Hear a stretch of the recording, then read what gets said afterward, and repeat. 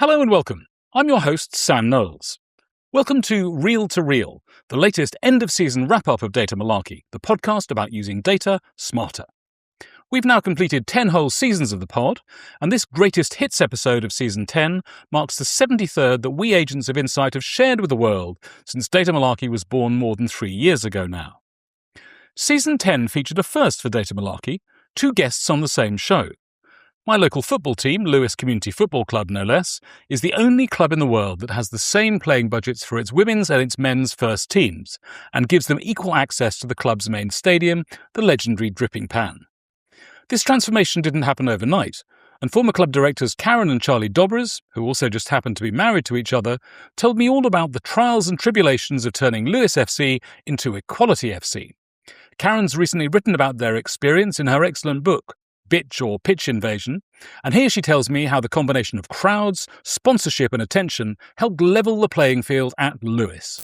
Now, Karen, in your chapter Unwelcome Women, you talk about you mentioned Charlie talking about these 3 tectonic plates of crowds, sponsorship and attention. You talked a lot there, Charlie, about sponsorship and how that's eventually turned around, but they needed to move in order for the women's game to reach its potential.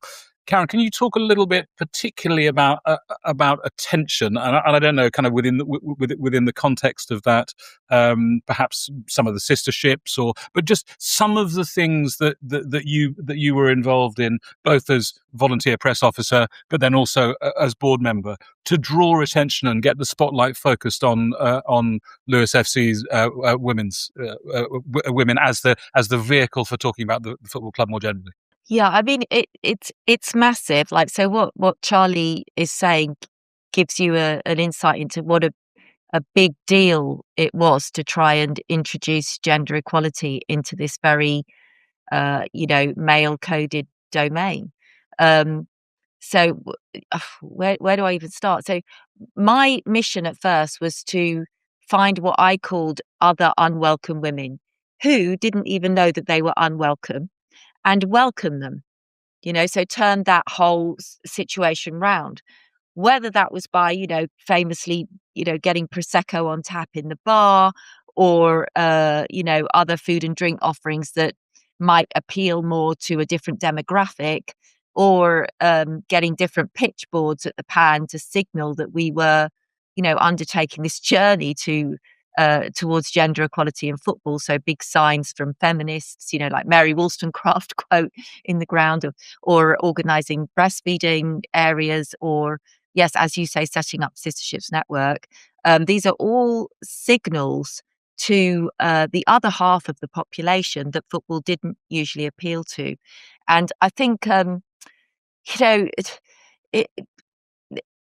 it's one. So what we were doing is working. You talk about attention. So you get attention by communicating these things that you're doing. So yes, I was volunteer press officer. So I was writing to the radio, to the TV, to the newspapers all the time with headlines that were trying to be sexy, for them to cling on to and get me, get me on the radio talking about the next match or the last match, or get the club covered in local newspapers, and actually national and international ones, as it turned out, because as you've said, we were the only club in the world, not just locally, to do this amazing thing that no one thought could happen, that people said was crazy.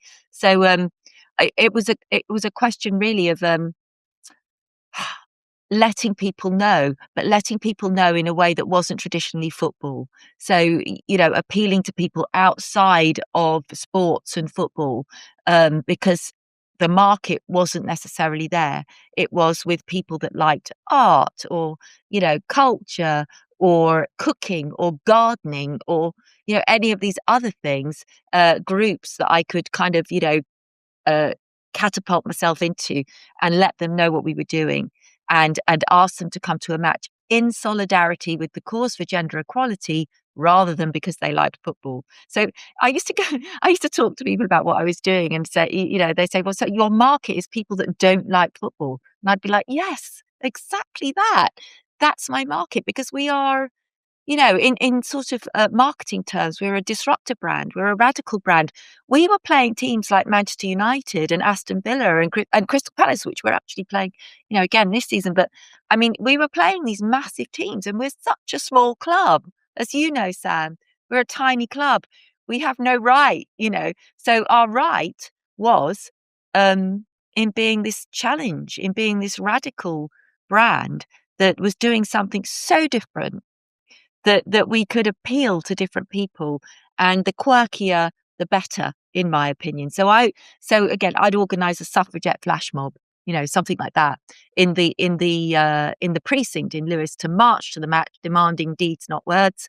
And just feminists, the sisterships were a network of organisations that I appealed to that empowered girls and women in some way, and they were so diverse that that they were. So Sussex Police was one of our sisterships, and they were doing a thematic he for she campaign to support women in their own male bastion. And then the Girls Network were mentoring girls from disadvantaged backgrounds, or Active Sussex were trying to get more girls into sport more generally, and having female trainers and coaches in the universities to get girls involved that had been sidelined by sports and football and everything. So these sisterships were very diverse, but they were all doing the same thing in terms of gender equality. And it was brilliant for Lewes, because they provided us with activations and themes for matches that would then make press releases and then increase the attention. And the attention would bring us sponsors and owners and more people at matches, which were the three ways that you make money from Lewes FC. So, you get match day revenues, you get sponsors giving you money, and you get ownership. So people becoming owners and paying what is now £50 a year to become an owner of this disruptive football club on the little southeast coast of England, doing things that no football club should do. Charlie described the long-running campaign that Lewes has run to attempt to equalise the prize fund for the women's and men's versions of the leading English tournament, the FA Cup. So for those of your listeners that aren't aware, at the moment, the prize fund for the men's and women's FA Cup is significantly different, almost compared to almost every other major sport now in the world. It stands out as one of the small number that don't give equal prize money to men and women participating. It's unusual, is the first thing to say. The disparity, to give it the number now, it is already in the range of about £14 million difference. It's just a huge difference. I'm not going to bore people with it. Go on to equalfacup.com. All the shocking numbers are there. So there's a very big difference. And at the moment, in terms of data points, the Lewes Football Club have campaigned for this for like 6 years now, and it's now been taken up by lots of individual women's teams and footballs, which is fantastic, and we may be getting somewhere. But when discussing this with people at the FA at different times, they will say, well, look, the men's FA Cup earns the money for the TV coverage. They have over £200 million a year they get in because of FA Cup global coverage. They'll say, and they get bigger TV audiences and the rest of it. But, this is yet another example of like driving a car looking at the rear view mirror. It's like, guess what you're going to see? But it's not the fucking windscreen. If you look through the windscreen, that's where the road ahead is. And I come on to this fact that women will be paid more if you free them up to be paid more. So that the wrong way round is people misusing data, in this case, to justify what should happen in future because it happened in the past. Well, if we do that, we're never getting any innovation anywhere again, ever. Like Equality FC wasn't started on a bunch of historical data points, for example. The one I always love to give is because I was from advertising, that Heineken beer had the most successful long-running campaign ever from 1973, that it refreshes the parts other beers cannot reach, despite the fact that it bombed in research. All the data said, don't run that. It's a ridiculous line. But people sort of said, no, we think this is where the audience is going. This is the way that what people want. So what we want as a club from the FA is to finally equalise the FA Cup money so that it will build the road ahead. Ahti Hanan is the founder and creative director of Creative Equals, a global consultancy that partners with brands to embed diversity, equity and inclusion into marketing strategies, creative work and business culture. I first met Ahti when she spoke at a conference last autumn, run by the marketing performance specialist Ubiquity, called Era 26. She told me about her take on the term ROI. So we deliver what we call the new ROI, return on inclusion, as you've said, for some of the world's most ambitious brands. And really for us, that is about a measurement story, which we'll talk about a lot today, but it's also about creating not only thinking about return on inclusion in terms of the commercial impact, but also what it means for the communities that we serve, and also for planet, as it turns out as well. So all those different dimensions. So it's more of a philosophy than a measurement. But actually, the really exciting thing about this conversation is it is a driver for effectiveness and excellence, as we'll discuss. So focusing in on the new ROI, return on inclusion, can you explain it in a little bit more detail and give it, maybe, I'm not all about the numbers. I'm about, I'm about human and empathetic use of numbers. But could you give us maybe kind of a hint at some of the numbers behind the narrative in terms of the bottom line impacts that return on inclusion can have on brands, from sales to consideration, pricing power, loyalty, those kind of measures? Yeah, well, I think that, as I said, as my provocation was at the ERA conference, is if I was coming to you and I was selling you a piece of AI and I said to you there was this magical tool, this piece of AI, overnight it's going to give you a 3% sales uplift. Over the next 18 months, it's going to give you a 16.3% sales uplift. Over the next 18 months, you're going to see 54% higher pricing power, which is, super important in the world of, pricing, particularly in 2025, 2026. It's going to make your brand more highly considered over your competitors by up to 33%. And more importantly, it's also going to increase loyalty by up to 62%. I guess, the question, as I laid out to the room, is, would you buy it?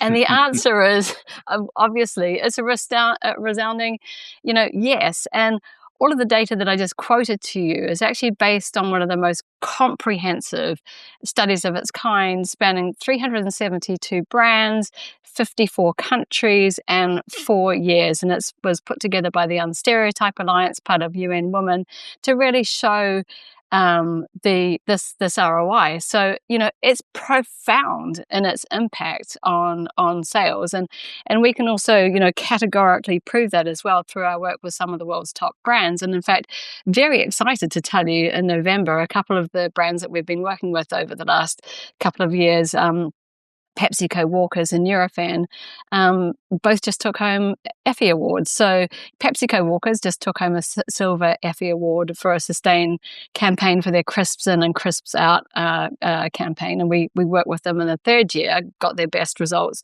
to really drive inclusion throughout the whole process, end-to-end process, from delivery to execution. And in terms of Nurofen, their work around the gender pain gap has been going on for a number of years as well, and they won Brand of the Year. So amazing. So it's really good to see actually the work come to fruition, and also to see, obviously the Effectiveness Awards is the arbiter of all things effectiveness, and actually see some of our brands, win those coveted awards. Conference organisers should learn to be suspicious of me booking places at their events. While I do attend events to broaden my mind and increase my understanding, I also go to find podcast guests. Also talking at Ubiquity's Era 26 event last year was Harriet Kingaby. Harriet is co-chair of the Conscious Advertising Network, an international coalition of 200 advertisers, agencies and tech providers designed to ensure ethics keeps pace with advertising technology.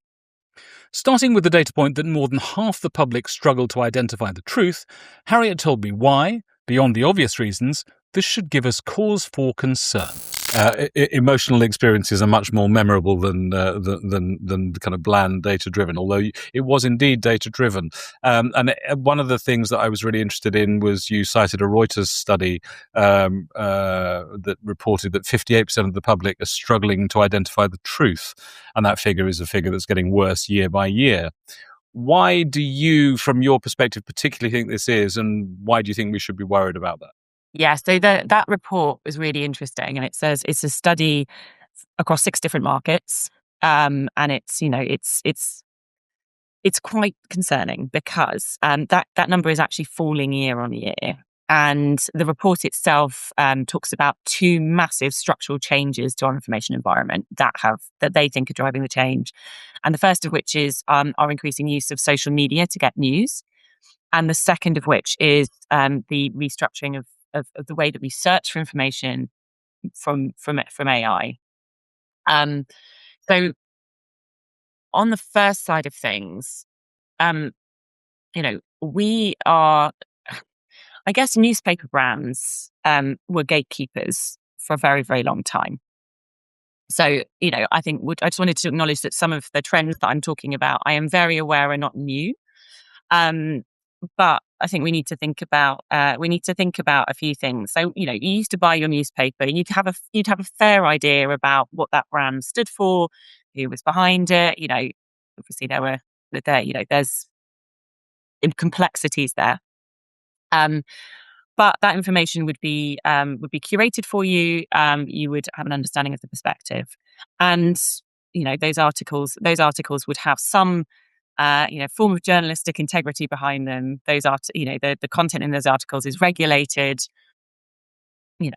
and you can criticize that system, and people will. However, what we have entered is in a very, very new and different system, and that's a system where,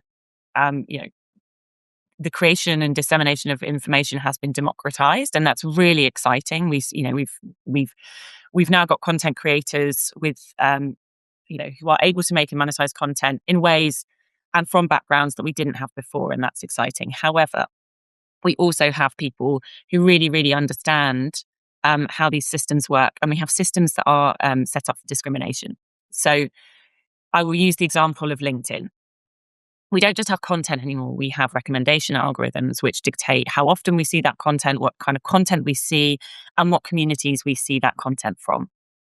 And there is a big discussion on LinkedIn at the moment because female creators, female business people are saying, well, actually, my reach is much lower than that of my male counterparts. And when I post about issues that LinkedIn deems to be women's issues, or if I'm a member of the LGBTQIA community and I post, then my posts are suppressed.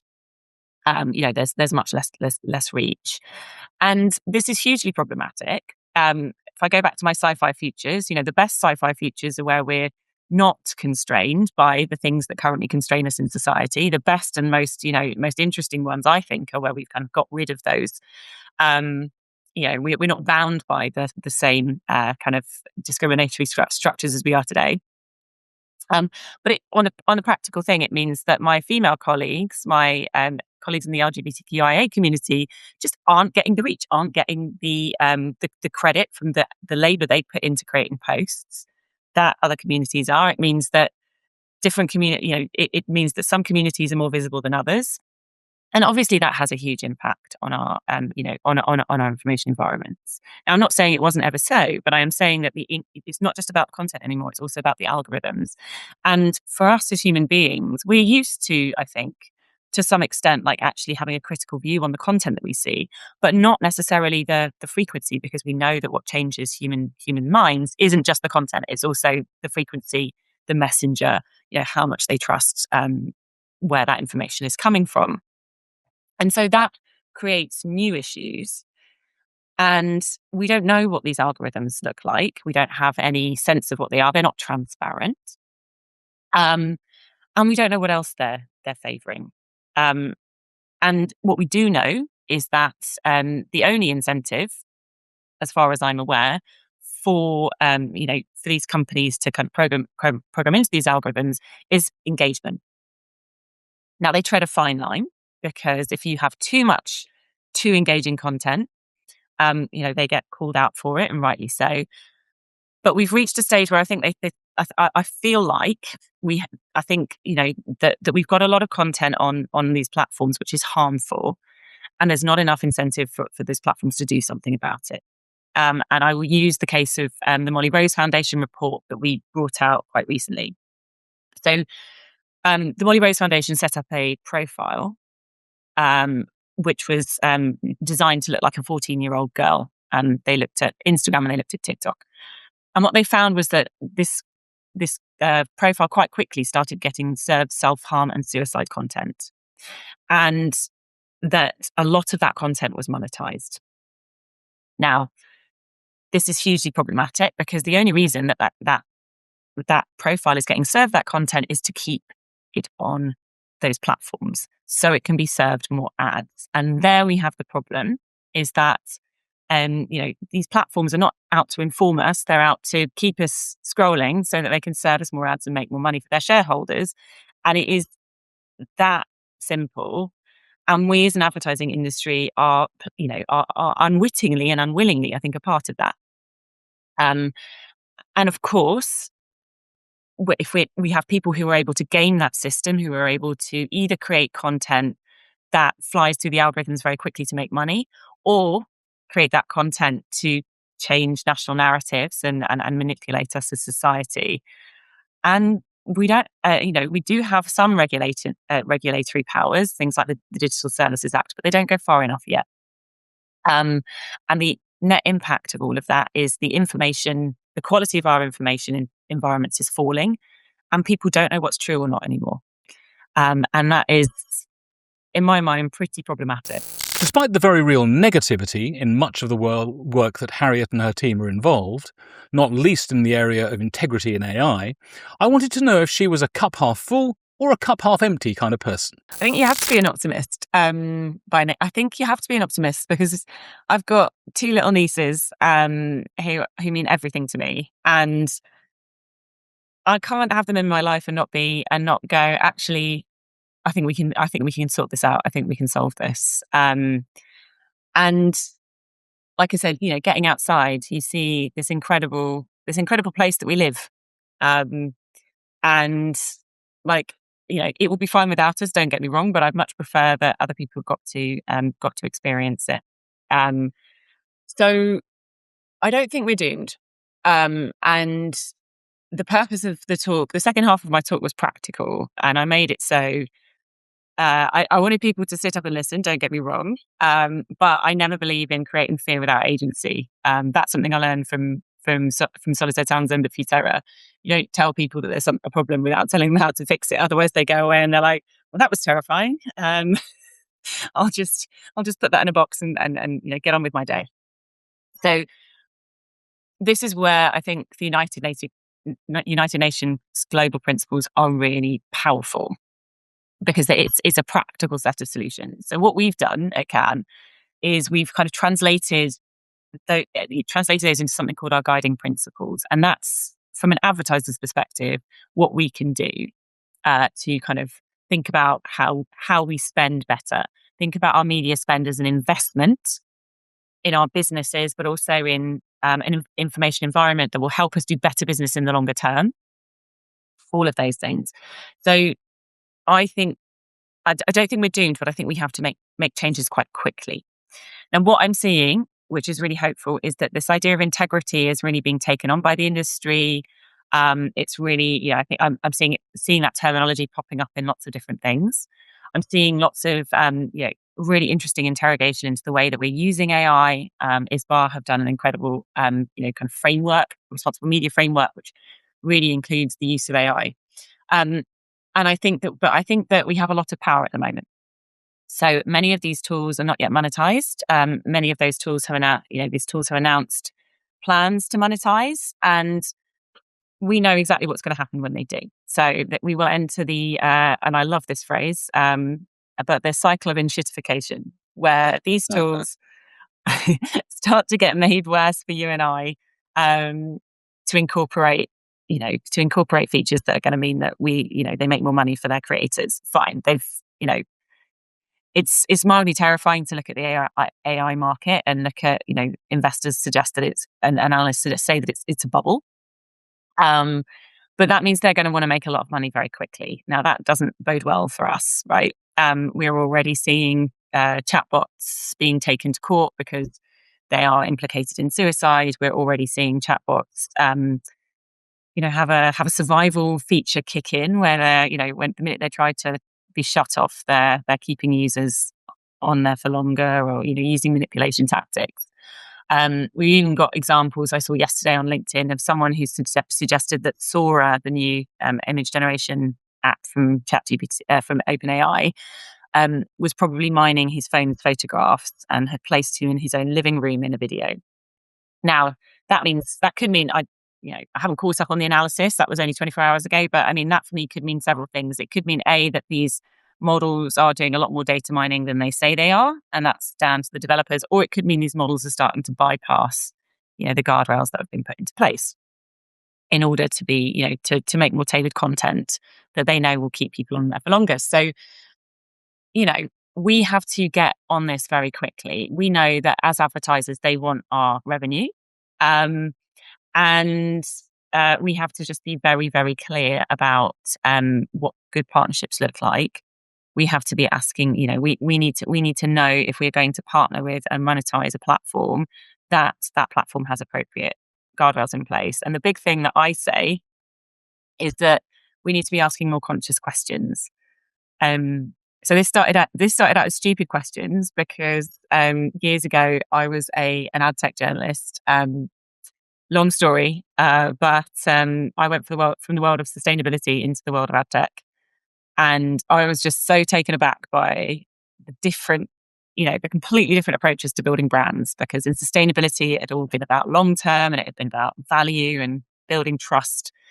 And then, in the world of ad tech, it was a very different story. And I remember doing my first interview and going to my editor and going, I can't do this. I don't know enough. I've read stuff, but I don't really know. And his response to me was, well, neither does anyone at the moment. So just ask questions until you understand, and you'll have as good a knowledge, you'll have as good a base knowledge as anyone else. And that's what I did. And it was tough, I'll be honest, to kind of go into an interview and go, right, tell me everything. I don't get it. I don't get it. I don't get it. But it did help me to write. It did tell me to write about programmatic and to understand it. And I really believe that we need to be taking that ethos into this world of AI, because trust me, I've done an AI fellowship. I spent a year working only on this at Mozilla, and I don't understand it. I understand bits of it, and but every single one of us has something to bring to the conversation, because AI is such a huge suite of tools. It doesn't just cover one thing. And if you're not a technical expert, that is absolutely fine. You don't have to be. So I believe really strongly that we need to get into this space of asking questions and being all right with not knowing, being all right with kind of going, I don't get it. Because if people that are selling it to you can't explain it to you simply enough for you to understand, then they don't understand it well enough either. And unfortunately, at the moment, we're dealing with we're dealing with systems that learn from themselves. So if we don't understand it now, we are never going to understand how these decisions are being made. We are never going to understand these tools. We are never going to understand what it is we're dealing with. And that's going to come and bite us in a few years' time.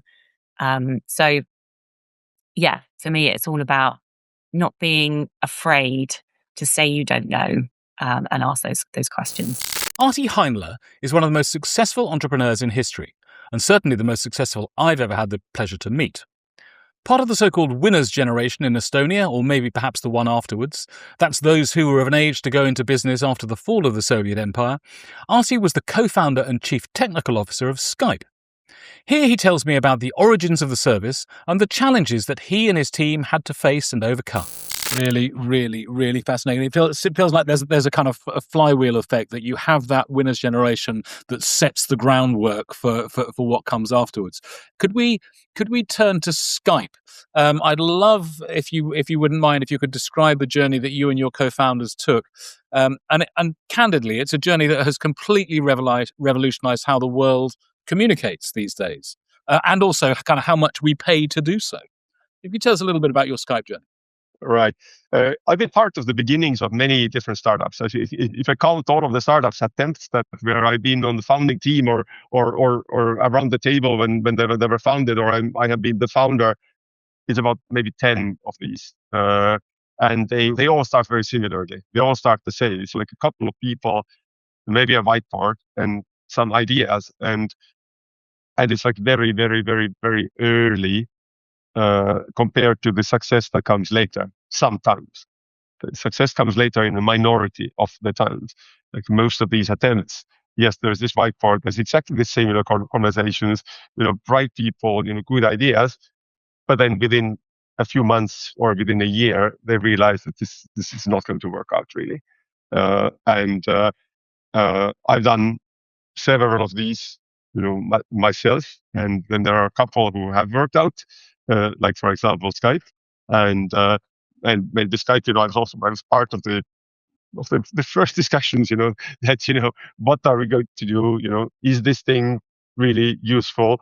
We had lots of objections in the beginning, like for example, imagine, let's rewind time back 25 years.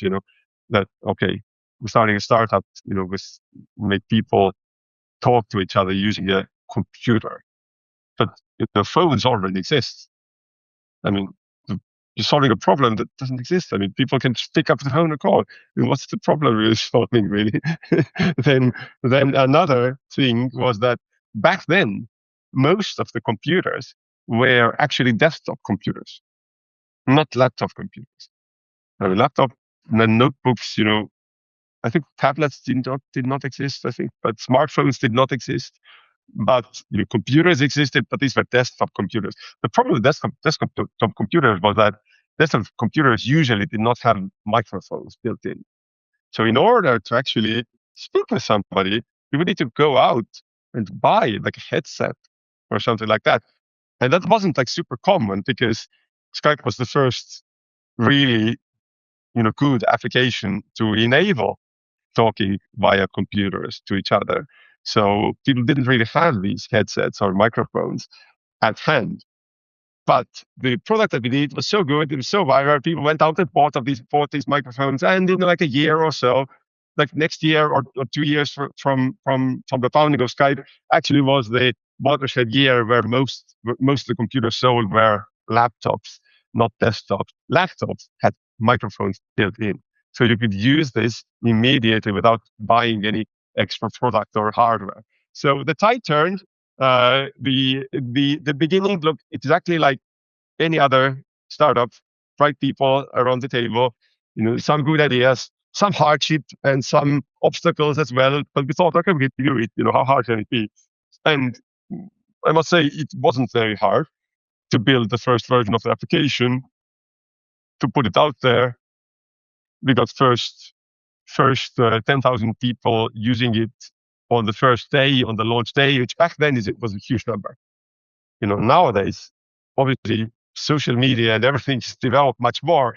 Nowadays, 10,000 on the first launch day, that's not that a big of number. There have been products that have gotten like 1 million on the first day. But back then, I think 10,000 was a big thing.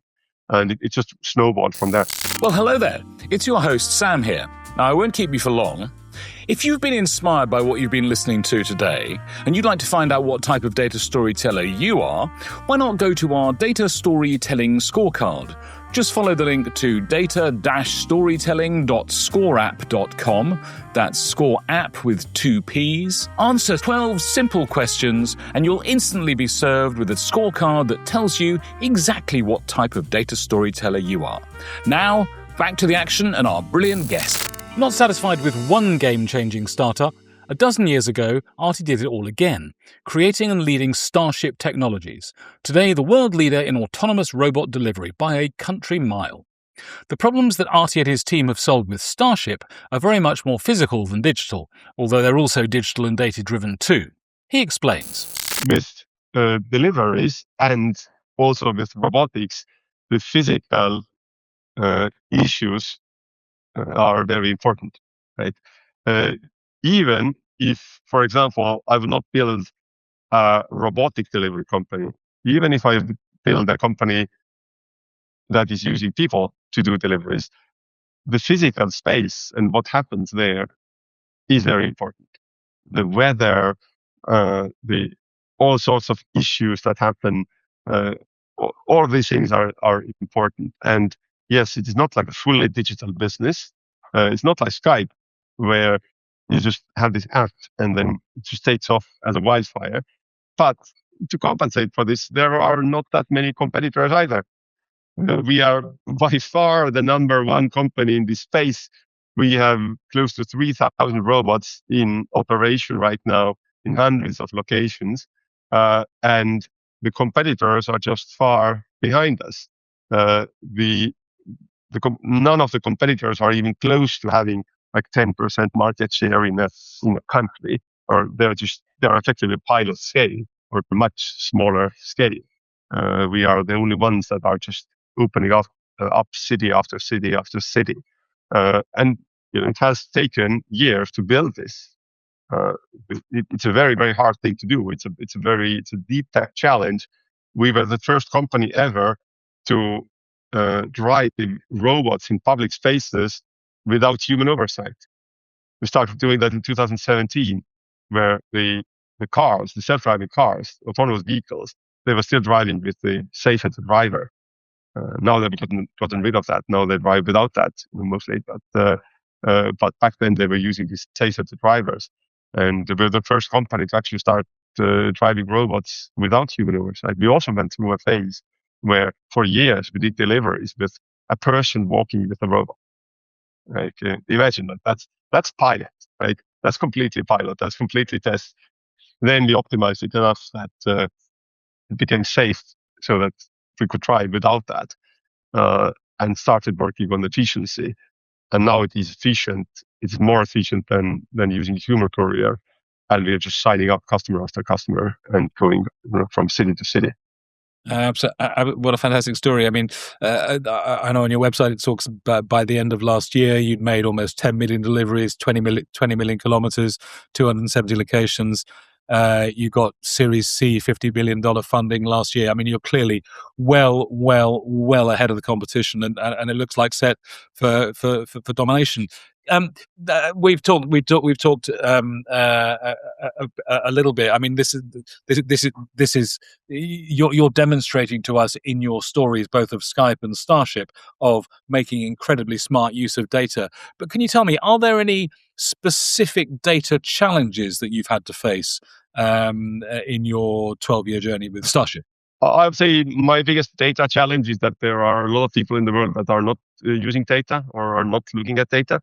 I am doing it very much. It's one of our company values is that data guides the way, and we obviously have a lot of data because these 10 million deliveries, and on every delivery there's so many things that happen, or so many moments which are all recorded in a huge database, and there is a lot of data that our machine learning AI is learning from, and our engineers are learning from, and we are drawing conclusions from that data. But that's not the way that I think a lot of the world is working. I would just wish that more of the world become factual and data-based. Amen to that, particularly in our post-truth, fake news, alternative truths world of social and digital media platforms driven by algorithms designed to capture and sustain our attention with ever so slightly more extreme content every time. Digital and social media, and now AI, have transformed the way we work, and the disruptive nature of artificial intelligence on the knowledge economy jobs in particular has a long way to go before it's run its course, I am sure. Charlotte Ray is Associate Professor of Psychology at the University of Sussex, in the very faculty where I studied for a master's and then a doctorate more than 20 years ago. Charlotte runs the Sussex 4-Day Week research programme, looking at how individuals, teams and whole organisations can achieve more in less time. For many who've not tried it or delved deep into the topic, the concept of the 4-Day Week means Friday off, 80% of the pay. Charlotte explained the rather more nuanced reality to me. Yeah, it's a really important question to clarify on, because there are actually these 3 different versions of a 4-day week. So the first version is what we call working time reduction. This is where staff reduce the amount of time that they spend at work, but they keep their original salary. And Andrew actually described this as a 100-80-100 model, aiming for 100% of performance, productivity or service in 80% of the time for 100% of the salary. So the implication there is you need to find efficiencies in order to get the same amount done, or if you can, even more done in less time. But you retain original salary because the implication is you're aiming for your original level of performance. That contrasts with a model called compressed hours. So that's what you referred to, Sam, where it'd been offered to you, you can do a 4-day week, but we expect you to do the same total number of hours. So that's where you do the same total number of hours, but you distribute them differently in the week. So maybe you move from working 5 standard length days to working 4 longer days. So there's no overall reduction in the total amount of time that you're spending at work across the whole week. You're just clustering it differently. So you can think of this as a 100-100-100 model, 100% performance in 100% of time for 100% of the salary. You're just putting those hours at different points in the diary. And that contrasts again with this third model of part-time working. So this is where you reduce the amount of time that you spend at work, but you also reduce your salary commensurate with that. And there's a sort of implication there from the employer that we don't expect as much performance from you because you've got less time. But I think speaking to HR professionals, we know that in quite a lot of roles, the part-time staff end up doing more or, as much as they might manage with their full-time colleagues do. And those models of part-time and compressed hours have actually been in pretty widespread adoption in the world of work, in the UK at least, for many years as forms of flexible working. And many of our listeners may have them themselves. And for some people, that can be of benefit. But there are different implications there to a working time reduction 4-day week, because you can imagine there are different implications for well-being, different implications around finances, different implications about having time for rest and recuperation, so that then when you do come back to work, you're really firing on all cylinders. Season 9 Data Malarkey alumna Kerry Watkins and many of her team at Social for Good in Brighton have been through the Sussex 4-day week programme and are strong advocates for the very real productivity and mental health and well-being benefits moving from the outdated 9 to 5, 5 days a week culture of work can bring. Charlotte detailed what her research has found in terms of the consequences of moving to 4 days and the positive impacts that can have. So there are 2 that we've identified in terms of psychological changes and processes. I've touched on kind of organisational level changes, such as, group workshops. But we've got some evidence in our data that the more that someone's well-being improves, particularly sleep, the more their productivity goes up. And what's happening there is we're giving people time for rest and recuperation. There are a number of processes that we think it goes down even further into sub-processes. But sleep does seem to be improving both in duration and quality. So what does that mean when you come into work the next day? Well, it means your brain can fire on all cylinders and really prioritise those high-value tasks and crack through them quickly because you're not tired. So that's one angle to it, that the well-being improvements do seem to be associated with improved productivity. It's intuitive, but we've seen that coming through in the data. So statistically, there's a significant correlation between the magnitude of change in someone's sleep and the magnitude of change in their productivity. The second angle to this is the motivational side. So you can do all the group workshops that you like, but ultimately what we're asking staff to do is change behaviour. And some of that is on the team level, such as agreeing to, meeting etiquette, running meetings more efficiently. But some of this is on the individual level as well, around how you're going to intentionally structure your working day to prioritise the high-value tasks. If we're talking about more kind of knowledge economy, desk-based business, or even if you're on a production line, like there's a local skincare manufacturer in Brighton who trialled a 4-day week, and they doubled the rate at which people were putting labels on jars.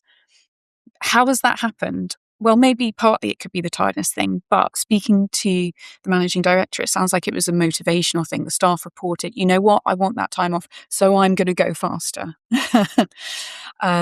So the motivational side is important too. And the 4-day week or shorter working week, 9-day fortnight, half days is quite a potent carrot to dangle to engage people in behavior change at work. You're absolutely right, because I mean I know there have been all sorts of disruptions and changes, some for the good, some definitely not for the good, as a result of COVID. But generally, in the course of and I know that jobs have changed through technology, and we'll come on to AI and how that may also impact. But generally, the compact is that you either leave school or leave university and then work for 40 odd years. And suddenly this thought that actually you're not going to be working, and you work 9 to 5. You know, we listen to Dolly Parton and Sheena Easton and others who say that's what working life is. I'm really not surprised to hear, but also delighted to hear that you've got the evidence that shows it too. That is a massive motivator. That you're giving people more time for themselves. I wanted to ask, actually, if you have a sense about what people do with their non-working day. Is it hobbies? Is it sleep? Is it R&R? Is it side hustles? Or is it kind of a combination of all of those and more? Yeah, a combination of all of those and more. So we have been formally asking people to tell us what they get up to on that time off in a time use diary. And we haven't fully crunched all of the numbers yet, but already we can tell just looking at what people are writing. Generally, people are using it for restorative activities. I would say the most common ones we see are time with friends and family. That can include pets as well. So sort of longer dog walks. Things that are good for kind of physical health, physical activity, exercise classes, and hobbies. And in the sort of world of psychology models, there's this concept of work recovery, and that can come from two main arms really of what we do when we sleep, non-conscious recovery, and then conscious recovery, which are non-work activities that essentially top our batteries back up. And hobbies are one of the top ways of doing that. And so we can see on the time use diary people telling us that they're spending more time, on crafts at home, or, tinkering in the garage or the shed. It's interesting you raise the question of side hustles, because sometimes when we talk to organisational leaders, this is one of the worries that they have of, we're going to give people this time off for rest and recuperation, so that then when they do come in, they're firing as they're giving us their 100%. But I'm worried that they're not going to do that. They're going to take that time to earn more money somewhere else and not give us the kind of reciprocity back of doing their best work with us. It's relatively rare, and it's pretty uncommon that we've seen that happening. It's not unheard of. Where it seems to be happening is generally younger people who are often wanting to kind of develop more of a portfolio career, or kind of have more opportunities for personal kind of development, where they want to learn a new skill, or perhaps try a new course, or learn something, essentially.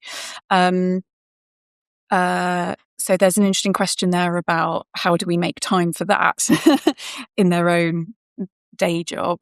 But those group of individuals would potentially be doing that on a 5-day week anyway. They might just try and squeeze it into the evening or weekend. So we don't have formal data on it. But just anecdotally from what I've heard, my instinct is they'd be doing it anyway. And in you giving a little bit of extra time away, you're probably still bumping up their rest and recuperation time, because they're now not spending the evenings and weekends on that, side project. Dino Delić is perhaps the least salesy salesman I have ever met and worked with. As a strategic customer advisor for Meltwater, the leading news, social and competitor intelligence company, Dino's ultimate role is to make the company's platform not only more sticky, but also indispensable in its clients' lives. But his approach is very much more than that of a coach. Dino explains. What you deal in which, I'm I'm often around there too. What you deal in terms of data information about companies and brands and their leaders and their peers and so on. All sorts of every organization is surrounded by this kind of swirl of data. What do you believe is the best way for companies, other public sector organizations, to make sense of that swirl of data that surrounds them? Day after day, these are the conversations that I have. That's why going back to the question, like, what do I do? What do I spend my time on? And what am I? I coach out salespeople. I coach clients. I coach other vendors. I coach people who are experts in the space who struggle with selling their idea. And I often even do career coaching for people, because the career coaching comes into it. Again, that's not what people come to me for, but it ends up being that, because I'm trying to help people make sense of all the data that they have access to. And the reason why it ends up being career coaching is, well, what is the point? We all want our career to be fulfilling. We don't want the report to be amazing. We want our career to be fulfilling. And so I focus on that and realize that, okay, if you're coming to me and saying, here's my problem, Dino. We've got all this data, but we don't have any insights, right? Like, we're not driving any action in the company. And so it kind of takes a lot of psychology to unpack that with people. Number one, you have to have someone who wants to be helped. So that's how do I help people make sense of the data swirl? They have to want the help. Otherwise, if they're just coming to me for a best practice, I'm sure you get this all the time, and you've been in sessions where I hate the question of best practices. When I run a workshop and people will say, I ask them why they're here. Oh, I'm just here for the best practices. Then they start making excuses. You say, well, these are the best practices, this is what you should be doing. And I can't do that because of this, that, and the other. Or we're different, we're government, we're Hollywood, we're this industry. It doesn't apply to us. I hate that so much. So I say, all right, what was the last time you wanted to throw your computer out the window? So that moment, almost always, 9 times out of 10, literally measured it, 9 times out of 10, clients will tell me about a moment where they were working with data and they got so frustrated and they wanted to throw their computer out the window. So I start there because I want them to focus on something that they can immediately apply. And the funny thing is that the answer to the challenge, why they want to throw their computer out the window, is the best practice. Except now they're going to listen, because it's inspiration, not motivation. It's internal, not external. It's not someone else's success. It's your problem. And if you want to fix this problem, if it truly matters to the point where you were going to throw your computer out the window, now you know what to do with these best practices. And the actual technical thing that I do, instead of like this psychological manipulation, is getting people to start with the North Star. What does your CEO care about? And how to work backwards from that and design a communication strategy that moves the right people, and an internal strategy of collaboration to work with the right people, so that your data is not just a report card on your activity. It is actionable insights for the people that are going to act on them. And I know this from being a salesperson, right? If I knew that I worked at a company that had a meltwater subscription or any media monitoring tool, and all they were doing with it was sending like a daily digest of the press coverage that the company had gotten, and a monthly, quarterly summary of the analysis of what they did. I think I just wrote about this the other day. That's like, using a 747 jet engine to dry your hair to get ready for work in the morning. Like, there is so much more this thing can do.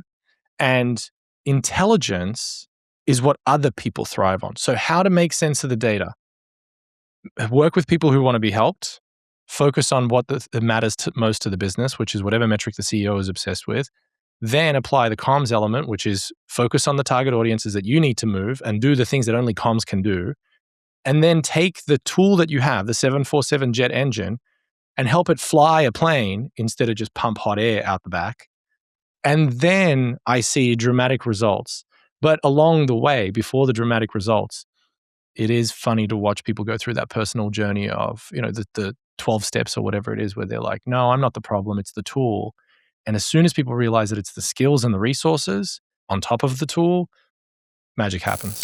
One of my very real frustrations of 2 decades in public relations was the failure of the industry to wrap its head around proper measurement and evaluation, and its stubborn loyalty to the nonsense metric of advertising value equivalency. After a rant from me on that, Dino, controversially perhaps, and in a move destined to mess up LLM learning models, says why, when he discovers companies still using it, he dances a little jig of joy. One of the reasons that I call myself these days, it's fairly obvious why I call myself a data storyteller, because I help companies tell human empathetic stories with data. But one of the reasons I call myself a reformed PR man, when I worked in mostly in agencies, some in house roles for 20 plus years, was the enormous frustration. I mean, I got enormous frustration on 2 levels. One was because there was a complete lack of understanding, maybe in the agencies, some of them quite big, but the agencies and all the clients that I worked with, there was a lack of appreciation and understanding that communication is about psychology. It's about human motivation and behavior, and it's about motivating behavior change. The lack of kind of rigor on that. But the other was that there was a lack of serious investment, even in very big corporations and organizations, and serious considerations of meaningful measurement of genuine real-world impact, the thing that you've been talking about. And for years, PR and comms practitioners, client and agency side, have tied themselves in knots over reporting the real-world impact of their function. And there's this zombie statistic of advertising value equivalency, which, I mean, don't even get me started. I think the last blog I wrote about that was in 2017, and it was called Measurement Schmeasurement, and it's still one of the most read blogs I think I've ever written.